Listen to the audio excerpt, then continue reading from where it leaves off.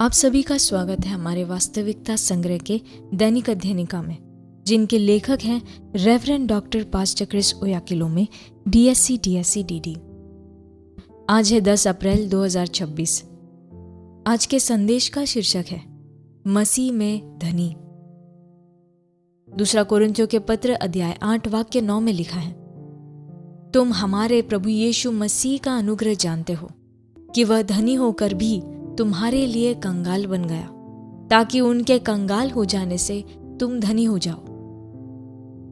परमेश्वर का वचन स्पष्ट है, गरीबी परमेश्वर से नहीं है, इसलिए आपको कभी भी गरीबी के संदेश को स्वीकार नहीं करना चाहिए।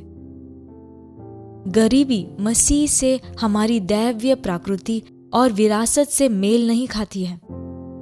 बाइबल स्पष्ट रूप से दिखाती है कि प्रभु यीशु कंगाल बने अपनी सच्ची समृद्धि के विपरीत केवल एक उद्देश्य से, ताकि आप धनी हो जाएं।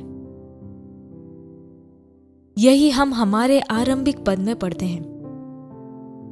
यह आत्मिक धन का उल्लेख नहीं कर रहा था। प्रभु यीशु कभी आत्मिक रूप से गरीब नहीं थे। संदर्भ आर्थिक और भौतिक आशीषों का है।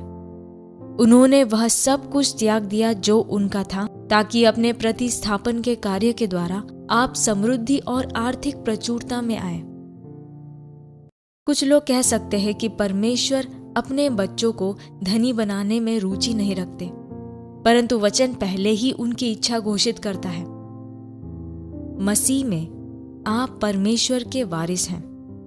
सब कुछ आपका है। कुछ लोग इसका आनंद नहीं लेना चुन सकते हैं, परंतु उन्हें कभी यह नहीं कहना चाहिए कि गरीबी परमेश्वर की योजना है। परमेश्वर की आशीष समृद्धि, आपूर्ति और अलौकिक लाभ लाती है। आइए हम एक क्षण के लिए समीक्षा करें और मसीह में हमारे धन की भव्यता पर विचार करें।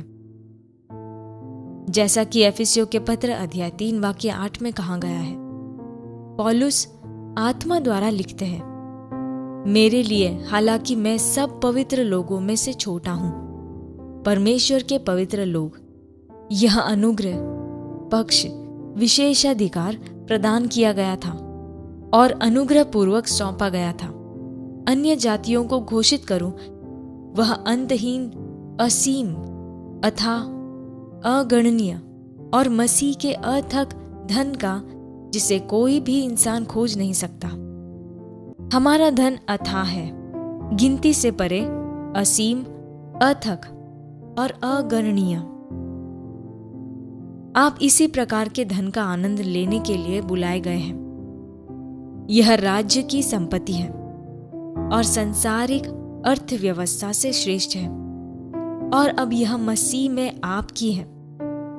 इसलिए अभाव सोचना इनकार करें, कमी अनुसार बात करना छोड़ दें, अपनी दैवीय विरासत की चेतना के साथ जिए।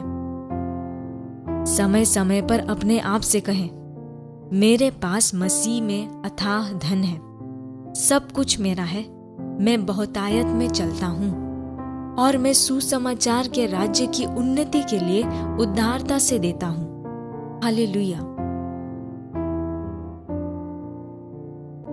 हम प्रार्थना करें। प्यारे पिता, मसीह के अथाह धन के लिए धन्यवाद जो मेरा है। मैं दैवीय आपूर्ति और बहुतायत में चलता हूं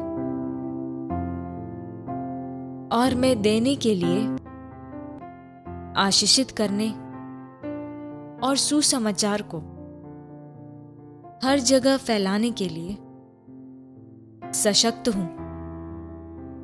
मैं अभाव को अस्वीकार करता हूं और आपके प्रावधान की परिपूर्णता को स्वीकार करता हूं। यीशु के नाम में, आमीन।